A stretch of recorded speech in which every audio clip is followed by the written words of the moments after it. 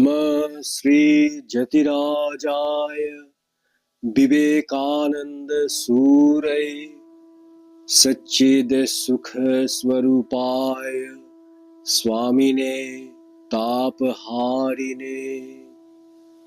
স্বামী শিষ্য সংবাদ পর্ব ১৯।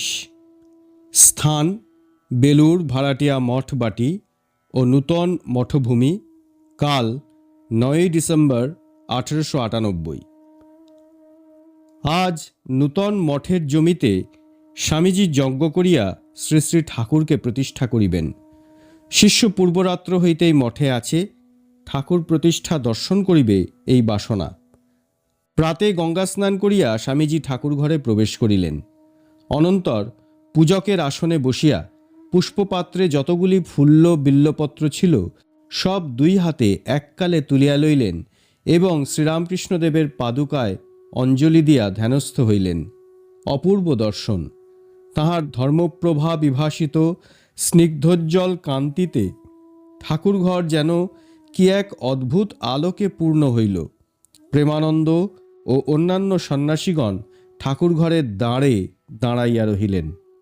ধ্যান পূজাবসানে এইবার মঠভূমিতে যাইবার আয়োজন হইতে লাগিল। তাম্র নির্মিত কৌটায় রক্ষিত শ্রীরামকৃষ্ণদেবের ভস্মাস্থি স্বামীজি স্বয়ং দক্ষিণ স্কন্ধে লইয়া অগ্রগামী হইলেন।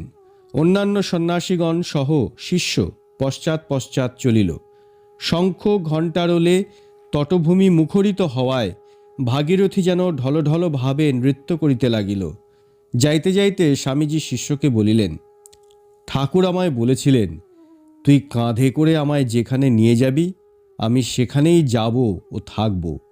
তা গাছতলাই কি আর কুটিরই কি? সেজন্যই আমি স্বয়ং তাকে কাঁধে করে নূতন মঠভূমিতে নিয়ে যাচ্ছি। নিশ্চয়ই জানবি, বহুকাল পর্যন্ত বহুজন হিতায় ঠাকুর ওই স্থানে স্থির হয়ে থাকবেন। শিষ্য, ঠাকুর আপনাকে কখন এই কথা বলিয়াছিলেন? স্বামীজি মঠের সাধুগণকে দেখাইয়া, ওদের মুখে শুনিসনি কাশীপুরের বাগানে? শিষ্য, ও সেই সময় বুঝি ঠাকুরের গৃহস্থ ও সন্ন্যাসী ভক্তদের ভেতর সেবাধিকার লইয়া দলাদলি হইয়াছিল? স্বামীজি, দলাদলি ঠিক নয়, একটু মন কষাকষি হয়েছিল। জানবি, যারা ঠাকুরের ভক্ত, যারা ঠিক ঠিক তাঁর কৃপা লাভ করেছেন, সে গৃহস্থই হন আর সন্ন্যাসীই হন, তাদের ভেতর দলফল নেই, থাকতেই পারে না। তবে ওরূপ একটু আধটু মন কষাকষির কারণ কি তা জানিস? প্রত্যেক ভক্ত ঠাকুরকে আপন আপন বুদ্ধির রঙে রাঙিয়ে এক একজনে এক এক রকম দেখে ও বোঝে। তিনি যেন মহাসূর্য, আর আমরা যেন প্রত্যেকে এক এক রকম রঙিন কাঁচ চোখে দিয়ে সেই এক সূর্যকে নানা রং বিশিষ্ট বলে দেখছি। অবশ্য এই কথাও ঠিক যে কালে এই থেকেই দলের সৃষ্টি হয়। তবে যারা সৌভাগ্যক্রমে অবতার পুরুষের সাক্ষাৎ সম্পর্কে আসে, তাদের জীবৎকালে ঐরূপ দল ফল সচরাচর হয় না। সেই আত্মারাম পুরুষের আলোতে তাদের চোখ ঝলসে যায়, অহংকার অভিমান হীন বুদ্ধি সব ভেসে যায়। কাজেই দল ফল করবার তাদের অবসর হয় না, কেবল যে যার নিজের ভাবে হৃদয়ের পূজা দেয়। শিষ্য, মহাশয়, তবে কি ঠাকুরের ভক্তেরা সকলেই তাহাকে ভগবান বলিয়া জানিলেও সেই এক ভগবানের স্বরূপ তাহারা ভিন্ন ভিন্নভাবে দেখেন এবং সেজন্যই তাহাদের শিষ্য প্রশিষ্যেরা কালে এক একটি ক্ষুদ্র গণ্ডির ভিতর পড়িয়া ছোট ছোট দল বা সম্প্রদায় সকল গঠন করিয়া বসে? স্বামীজি, হ্যাঁ, এজন্য কালে সম্প্রদায় হবেই। এই দেখ না, চৈতন্যদেবের এখন ২-৩০০ সম্প্রদায় হয়েছে। যিশুর হাজার হাজার মত বেরিয়েছে, কিন্তু ওই সকল সম্প্রদায় চৈতন্যদেব ও যিশুকেই মানছে। শিষ্য, তবে শ্রীরামকৃষ্ণদেবের ভক্তদিগের মধ্যেও কালে বোধহয় বহু সম্প্রদায় হইবে? স্বামীজি, হবে বই কি, তবে আমাদের এই যে মঠ হচ্ছে তাতে সকল মতের সকল ভাবের সামঞ্জস্য থাকবে। ঠাকুরের যেমন উদার মত ছিল, এটি ঠিক সেই ভাবের কেন্দ্রস্থান হবে। এখান থেকে যে মহা সমন্বয়ের উদ্ভিন্ন ছটা বেরুবে, তাতে জগৎ প্লাবিত হয়ে যাবে। এইরূপ কথাবার্তা চলিতে চলিতে সকলে মঠভূমিতে আসিয়া উপস্থিত হইলেন। স্বামীজি স্কন্ধস্থিত কৌটাটি জমিতে বিস্তীর্ণ আসনোপরি নামাইয়া ভূমিষ্ঠ হইয়া প্রণাম করিলেন। অপর সকলেও প্রণাম করিলেন। অনন্তর স্বামীজি পুনরায় পূজায় বসিলেন। পূজান্তে যজ্ঞাগ্নি প্রজ্বলিত করিয়া হোম করিলেন এবং সন্ন্যাসী ভ্রাতৃগণের সহায়ে স্বহস্তে পায়সান্ন প্রস্তুত করিয়া ঠাকুরকে নিবেদন করিলেন। বোধহয় ওই দিন ওই স্থানে তিনি কয়েকটি গৃহস্থকে দীক্ষাও দিয়াছিলেন। পূজা সমাপন করিয়া স্বামীজি সাদরে সমাগত সকলকে আহ্বান ও সম্বোধন করিয়া বলিলেন, আপনারা আজ কায়মনোবক্কে ঠাকুরের পাদপদ্মে প্রার্থনা করুন যেন মহাযুগাবতার ঠাকুর আজ থেকে বহুকাল বহুজন হিতায় বহুজন সুখায় এই পুণ্যক্ষেত্রে অবস্থান করে একে সর্বধর্মের অপূর্ব সমন্বয় কেন্দ্র করে রাখেন। সকলেই করজোড়ে ওইরূপে প্রার্থনা করিলেন। পূজান্তে স্বামীজি শিষ্যকে ডাকিয়া বলিলেন, ঠাকুরের এই কৌটা ফিরিয়ে নিয়ে যাবার আমাদের সন্ন্যাসীদের কারো আর অধিকার নেই, কারণ আজ আমরা ঠাকুরকে এখানে বসিয়েছি। অতএব তুই মাথায় করে ঠাকুরের এই কৌটা তুলে মঠে নিয়ে চল। শিষ্য কৌটা স্পর্শ করিতে কুণ্ঠিত হইতেছে দেখিয়া স্বামীজি বলিলেন, ভয় নেই, মাথায় কর, আমার আজ্ঞা। শিষ্য তখন আনন্দিত চিত্তে স্বামীজির আজ্ঞা শিরোধার্য করিয়া কৌটা মাথায় তুলিয়া লইল এবং শ্রী গুরুর আজ্ঞায় ওই কৌটার স্পর্শাধিকার লাভ করিয়া আপনাকে ধন্য জ্ঞান করিতে করিতে চলিল। অগ্রে কৌটা মস্তকে শিষ্য, পশ্চাতে স্বামীজি, তারপর অন্যান্য সকলে আসিতে লাগিলেন। পথিমধ্যে স্বামীজি তাহাকে বলিলেন, ঠাকুর আজ তোর মস্তকে উঠে তোকে আশীর্বাদ করছেন। সাবধান, আজ থেকে আর কোনো অনিত্য বিষয়ে মন দিস নে। একটি ছোট সাঁকো পার হইবার পূর্বে স্বামীজি শিষ্যকে পুনরায় বলিলেন, দেখিস এবার খুব সাবধান, খুব সতর্কে যাবি। এইরূপে নির্বিঘ্নে মঠে অর্থাৎ নীলাম্বরবাবুর বাগানে উপস্থিত হইয়া সকলেই আনন্দ করিতে লাগিলেন। স্বামীজি শিষ্যকে এখন কথা প্রসঙ্গে বলিতে লাগিলেন, ঠাকুরের ইচ্ছায় আজ তাঁর ধর্মক্ষেত্রের প্রতিষ্ঠা হলো। 12 বছরের চিন্তা আমার মাথা থেকে নামল। আমার মনে এখন কি হচ্ছে জানিস? এই মঠ হবে বিদ্যা ও সাধনার কেন্দ্রস্থান। তোদের মতো ধার্মিক গৃহস্থেরা এর চারিদিককার জমিতে ঘরবাড়ি করে থাকবে, আর মাঝখানে ত্যাগী সন্ন্যাসীরা থাকবে। আর মঠের ওই দক্ষিণের জমিটায় ইংল্যান্ড ও আমেরিকার ভক্তদের থাকবার ঘরদোর হবে। এরূপ হলে কেমন হয় বল দেখি? শিষ্য, মহাশয়, আপনার এ অদ্ভুত কল্পনা। স্বামীজি, কল্পনা কি রে? সময়ে সব হবে। আমি তো পত্তন মাত্র করে দিচ্ছি, এরপর আরও কত কি হবে। আমি কত করে যাব আর তোদের ভেতর নানা আইডিয়া দিয়ে যাব।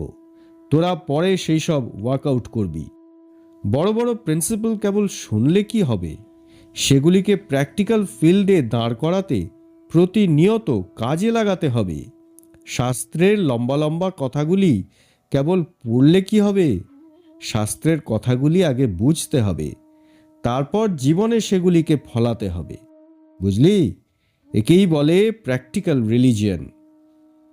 এইরূপে নানা প্রসঙ্গ চলিতে চলিতে শ্রীমৎ শঙ্করাচার্যের কথা উঠিল। শিষ্য শ্রী শঙ্করের বড়ই পক্ষপাতী ছিল, এমনকি ওই বিষয়ে তাহাকে গোড়া বলিলেও চলিত। স্বামীজি উহা জানিতেন এবং কেহ কোনো মতের গোড়া হয় ইহা তিনি সহ্য করিতে পারিতেন না। কোনো বিষয়ের গোঁড়ামি দেখিলেই তিনি উহার বিরুদ্ধ পক্ষ অবলম্বন করিতেন এবং অজস্র অমোঘ যুক্তির আঘাতে ওই গোঁড়ামির সংকীর্ণ বাঁধ চূর্ণ বিচূর্ণ করিয়া দিতেন। স্বামীজি, শঙ্করের ক্ষুরধার বুদ্ধি। তিনি বিচারক বটে, পণ্ডিত বটে, কিন্তু তাঁর উদারতাটা বড় গভীর ছিল না। হৃদয়টাও ওইরূপ ছিল বলে বোধ হয়। আবার ব্রাহ্মণ অভিমানটুকু খুব ছিল। একটু দক্ষিণী ভট্টাচার্য গোছের ছিলেন আর কি। ব্রাহ্মণেতর জাতের ব্রহ্মজ্ঞান হবে না, এ কথা বেদান্ত ভাষ্যে কেমন সমর্থন করে গেছেন। বলিহারি বিচার। বিদুরের কথা উল্লেখ করে বলেছেন তার পূর্বজন্মের ব্রাহ্মণ শরীরের ফলে সে ব্রহ্মজ্ঞ হয়েছিল। বলি আজকাল যদি ঐরূপ কোনো শূদ্রের ব্রহ্মজ্ঞান হয়, তবে কি তোর শঙ্করের মতে মত দিয়ে বলতে হবে যে সে পূর্বজন্মে ব্রাহ্মণ ছিল, তাই তার হয়েছে? ব্রাহ্মণত্বের এত টানাটানিতে কাজ কি রে বাবা? বেদ তো ত্রৈবর্ণিক মাত্রকেই বেদপাঠ ও ব্রহ্মজ্ঞানের অধিকারী করেছে। অতএব শঙ্করের ওই বিষয় নিয়ে বেদের উপর এই অদ্ভুত বিদ্যা প্রকাশের কোনো প্রয়োজন ছিল না। আবার এমনি হৃদয় যে কত বৌদ্ধ শ্রমণকে আগুনে পুড়িয়ে মারলেন তাদের তর্কে হারিয়ে। আহাম্মক বৌদ্ধগুলো বিনা তর্কে হার মেনে আগুনে পুড়ে মরতে গেল। শঙ্করের ঐরূপ কাজকে ফ্যানাটিসিজম ছাড়া আর কি বলা যেতে পারে? কিন্তু দেখ বুদ্ধদেবের হৃদয়, বহুজন হিতায় বহুজন সুখায় কা কথা, সামান্য একটা ঝাগ শিশুর জীবন রক্ষার জন্য নিজ জীবন দান করতে সর্বদা প্রস্তুত। দেখ দেখি কি উদারতা, কি দয়া। শিষ্য, বুদ্ধের ওই ভাবটাকেও কি মহাশয় অন্য এক প্রকারের পাগলামি বলা যাইতে পারে না? একটা পশুর জন্য কিনা নিজের গলা দিতে গেলেন। স্বামীজি, কিন্তু তাঁর ওই ফ্যানাটিসিজম এ জগতের জীবের কত কল্যাণ হলো তা দেখ। কত আশ্রম, স্কুল, কলেজ, কত পাবলিক হসপিটাল, কত পশুশালার স্থাপন, কত স্থাপত্যবিদ্যার বিকাশ হলো তা ভেবে দেখ। বুদ্ধদেব জন্মাবার আগে এদেশে এসব ছিল কি? তালপাতার পুঁথিতে বাঁধা কতগুলো ধর্মতত্ত্ব, তাও অল্প কয়েকজনের জানা ছিল মাত্র। ভগবান বুদ্ধদেব সেগুলি প্র্যাকটিক্যাল ফিল্ডে আনলেন। লোকের দৈনন্দিন জীবনে সেগুলো কেমন করে কাজে লাগাতে হবে তা দেখিয়ে দিলেন। ধরতে গেলে তিনিই যথার্থ বেদান্তের স্ফুরণ মূর্তি। শিষ্য, কিন্তু মহাশয়, বর্ণাশ্রম ধর্ম ভাঙিয়া দিয়া ভারতে হিন্দু ধর্মের বিপ্লব তিনিই ঘটাইয়া গিয়াছেন, এবং সেই জন্যই তৎপ্রচারিত ধর্ম ভারত হইতে কালে নির্বাসিত হইয়াছে, এ কথা সত্য বলিয়া বোধ হয়। স্বামীজি, বৌদ্ধ ধর্মের ঐরূপ দুর্দশা তাঁর টিচিংয়ের দোষে হয় নাই, তাঁর ফলোয়ারদের দোষে হয়েছিল। বেশি ফিলোসফিক হয়ে তাদের হার্টের উদারতা কমে গেল। তারপর ক্রমে বামাচারের ব্যভিচার ঢুকে বৌদ্ধ ধর্ম মরে গেল। অমন বিভৎস বামাচার এখনকার কোনো তন্ত্রে নেই। বৌদ্ধ ধর্মের একটি প্রধান কেন্দ্র ছিল জগন্নাথ ক্ষেত্র। সেখানে মন্দিরের গায়ে খোদা বিভৎস মূর্তিগুলি একবার গিয়ে দেখে এলেই ওই কথা জানতে পারবি। রামানুজ ও চৈতন্য মহাপ্রভুর সময় থেকে পুরুষোত্তম ক্ষেত্রটা বৈষ্ণবদের দখলে এসছে। এখন উহা ওই সকল মহাপুরুষের শক্তি সহায়ে অন্য এক মূর্তি ধারণ করেছে।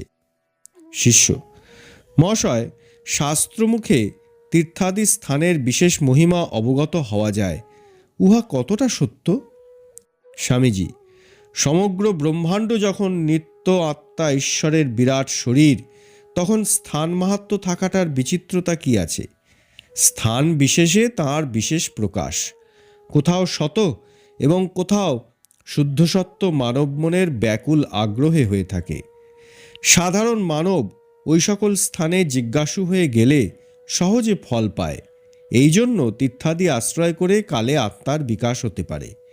তবে স্থির জানবি, মানব দেহের চেয়ে আর কোনো বড় তীর্থ নেই। এখানে আত্মার যেমন বিকাশ এমন আর কোথাও নয়। ওই যে জগন্নাথের রথ, তাও এই দেহরথের কংক্রিট ফর্ম মাত্র। এই দেহরথে আত্মাকে দর্শন করতে হবে। পড়েছিস না, আত্মানং রথিনং বিদ্ধি ইত্যাদি, মধ্যে বামন মাসিনং বিশ্বে দেবা উপাসতে। এই বামনরূপী আত্মদর্শনই ঠিক ঠিক জগন্নাথ দর্শন। ওই যে বলে রথে চ বামনং দৃষ্টবা পুনর্জন্ম না বিদ্যতে, এর মানে হচ্ছে তোর ভিতরে যে আত্মা আছেন, যাকে উপেক্ষা করে তুই কিম্ভূত কিমাকার এই দেহরূপ জড়পিণ্ডটাকে সর্বদা আমি বলে ধরে নিচ্ছিস, তাকে দর্শন করতে পারলে আর পুনর্জন্ম হয় না। যদি কাঠের দোলায় ঠাকুর দেখে জীবের মুক্তি হতো, তাহলে বছরে বছরে কোটি জীবের মুক্তি হয়ে যেত। আজকাল আবার রেলে যাওয়ার যে সুযোগ। জগন্নাথের সম্বন্ধে সাধারণ ভক্তদের বিশ্বাসকেও আমি কিছু নয় বা মিথ্যা বলছি না। এক শ্রেণীর লোক আছে যারা ওই মূর্তি অবলম্বনে উচ্চ থেকে ক্রমে উচ্চতর তত্ত্বে উঠে যায়। অতএব ওই মূর্তিকে আশ্রয় করে শ্রী ভগবানের বিশেষ শক্তি যে প্রকাশিত রয়েছে, এতে সন্দেহ নেই। শিষ্য: তবে কি মহাশয় মূর্খ ও বুদ্ধিমানের ধর্ম আলাদা? স্বামীজি: তাই তো, নইলে তোর শাস্ত্রেই বা এত অধিকারী নির্দেশের হাঙ্গামা কেন? সবই ট্রুথ, তবে relative truth different in degrees. আপেক্ষিক সত্যে তারতম্য আছে। মানুষ যা কিছু সত্য বলে জানে সে সকলই ঐরূপ। কোনোটি অল্প সত্য, কোনোটি তার চেয়ে অধিক সত্য। নিত্য সত্য কেবল একমাত্র ভগবান। এই আত্মা জড়ের ভেতরে একেবারে ঘুমুচ্ছেন। জীব নামধারী মানুষের ভেতর তিনিই আবার কিঞ্চিত কনশাস হয়েছেন। শ্রীকৃষ্ণে, বুদ্ধ, শঙ্করাদিতে আবার ওই আত্মাই সুপার কনশাস স্টেজে, অর্থাৎ পূর্ণভাবে জাগরিত হয়ে দাঁড়িয়েছেন। এর উপরেও অবস্থা আছে যা ভাবে বা ভাষায় বলা যায় না। অবাং মানস গোচরম। শিষ্য: মহাশয়, কোনো কোনো ভক্ত সম্প্রদায় বলে ভগবানের সহিত একটি ভাব বা সম্বন্ধ পাতাইয়া সাধনা করিতে হইবে। আত্মার মহিমাদির কথা তাহারা কিছুই বোঝে না। শুনিলেও বলে ওই সকল কথা ছাড়িয়া সর্বদা ভাবে থাকো। স্বামীজি: তারা যা বলে তা তাদের পক্ষে সত্য। ঐরূপ করতে করতে তাদের ভেতরেও একদিন ব্রহ্ম জেগে উঠবেন। আমরা সন্ন্যাসীরা যা করছি তাও আর এক রকম ভাব। আমরা সংসার ত্যাগ করেছি, অতএব সাংসারিক সম্বন্ধে মা, বাপ, স্ত্রী, পুত্র ইত্যাদির মতো কোনো একটা ভাব ভগবানে আরোপ করে সাধনা করা আমাদের ভাব কেমন করে হবে? ওসব আমাদের কাছে সংকীর্ণ বলে মনে হয়। অবশ্য সর্বভাবাতীত শ্রী ভগবানের উপাসনা বড় কঠিন। কিন্তু অমৃত পাই না বলে কি বিষ খেতে যাব? এই আত্মার কথা সর্বদা বলবি, শুনবি, বিচার করবি। ঐরূপ করতে করতে কালে দেখবি তোর ভেতরেও সিংহী অর্থাৎ ব্রহ্ম জেগে উঠবেন। ওইসব ভাব খেয়ালের পারে চলে যা। ওই শোন, কঠোপনিষদে যম কি বলেছেন? উত্তিষ্ঠত জাগ্রত প্রাপ্য বরান নিবোধত। এইরূপে এই প্রসঙ্গ সমাপ্ত হইল। মঠে প্রসাদ পাইবার ঘণ্টা বাজিল। স্বামীজির সঙ্গে শিষ্য প্রসাদ গ্রহণ করিতে চলিল। ওম নিত্য শুদ্ধ বুদ্ধ মুক্ত বেদান্তম্বুজ ভাস্করম নমামি যোগকর্তারম আর্তনাথং বীরেশ্বরম।